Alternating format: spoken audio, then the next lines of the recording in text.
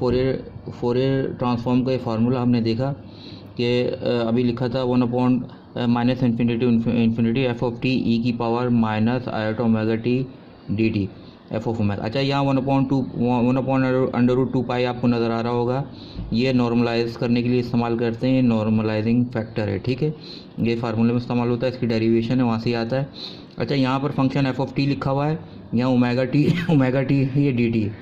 Function अगर f of x की form में हो तो फिर इसको हम इस तरह लिखेंगे, minus infinity to infinity f of x e की power minus iota omega x d x. सही है, ये एक्स की फॉर्म में लिखा हुआ है फंक्शन अगर है, अगर टी की फॉर्म में है तो इस तरह है। अब हम एक क्वेश्चन करते हैं, फोरियर ट्रांसफॉर्म का एक क्वेश्चन करते हैं। एफ ऑफ टी हमारे पास है 1 और एफ ऑफ टी 0 है। एफ ऑफ जब mod of t less than equal to a पर 1 है और greater than a, mod of t जब ग्रेटर देन ए होता है तो 0 देता है। तो अब हम इसका इस फंक्शन का फोरियर ट्रांसफॉर्म निकालना है, ठीक है। जैसे लैप्लास ट्रांसफॉर्म निकालते थे, इसका फोरियर ट्रांसफॉर्म निकालना है। तो देखें, जब मॉड ऑफ टी जब हम हटाते हैं तो आपको ये बात मैं पहले भी बता चुका हूँ लेक्चर में, तो हम प्लस माइनस ए के साथ प्लस माइनस लगाते हैं। जब माइनस लगाते हैं तो इनइक्वालिटी की डायरेक्शन बदल जाती है, तो टी की वैल्यू जो लिमिट आएगी वो माइनस ए और ए के दरमियान आएगी, ठीक है। जब मॉड ऑफ टी हटाएंगे तो टी की वैल्यू माइनस ए और ए के दरमियान आएगी। ये उस वक्त होता है जब लेस देन होगा।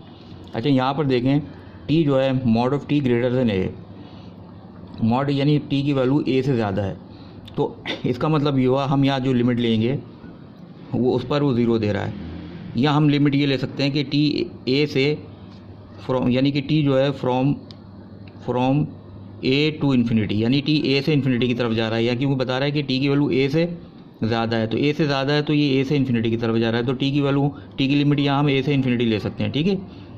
ग्रेटर देन ए है तो ए से इन्फिनिटी की तरफ ले सकते हैं। अब हमें इस फंक्शन का फोरियर ट्रांसफॉर्म निकालना है। तो फोरियर ट्रांसफॉर्म का फार्मूला आपको पता है क्या है, f of omega 1/2 pi minus infinity to plus infinity f of t e की power minus omega t d t.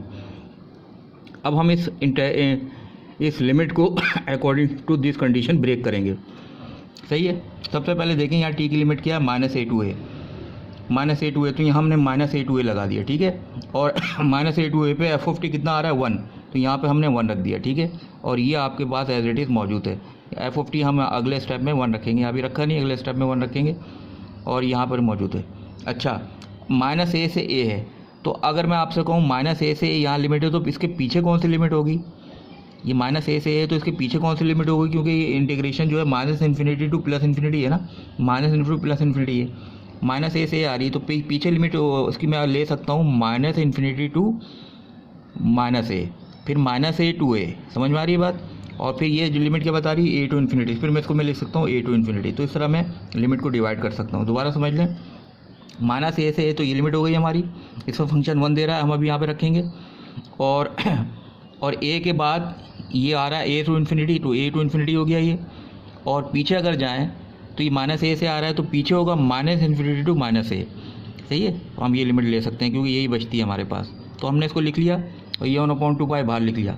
अब देखें,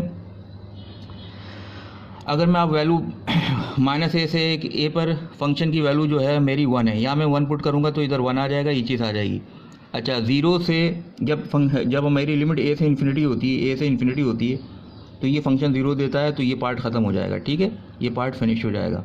और पीछे अगर मैं जाऊँ माइनस इन्फिनिटी टू माइनस ए हमारे पास अवेलेबल नहीं है, इसकी इन्फॉर्मेशन को मतलब ये भी 0 होगा, क्योंकि हमारा जो लिमिट स्टार्ट है वो माइनस ए से है, इसकी इन्फॉर्मेशन भी हमारे पास नहीं है, तो this would be equal to 0। इसे भी 0 लेंगे, ये भी 0 होगा, तो सिर्फ हमारे पास ये इन्फॉर्मेशन बचेगी।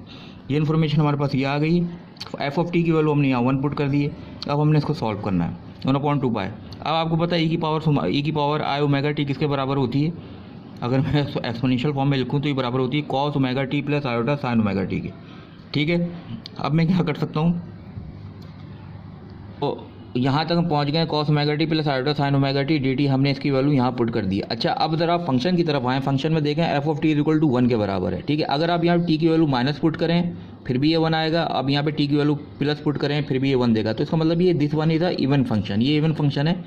आपको फंक्शन हमेशा पॉजिटिव वैल्यू दे रहा है, इसमें this one is a even function. अगर ये इवन फंक्शन है तो इवन फंक्शन के लिए कॉस ओमेगा टी भी एक इवन फंक्शन होता है, तो हम इसके लिए सिर्फ इस पार्ट को कंसिडर करेंगे, दिस पार्ट इज़ रेलिवेंट, ठीक है, इस पार्ट को कंसिडर करेंगे। और ये पार्ट और इवन फंक्शन में हम ऑड फंक्शन के पार्ट को कंसिडर नहीं करते, तो इस पार्ट को हम निगलेक्ट कर देंगे, हम इसे कंसिडर नहीं करेंगे, ठीक है। सिर्फ हमारा ये पार्ट कंसिडर होगा। और इवन फंक्शन का फार्मूला क्या होता है कि हम लिमिट को -a से a के बजाय 0 से a कर लेते हैं और यहाँ 2 मल्टीप्लाई कर देते हैं।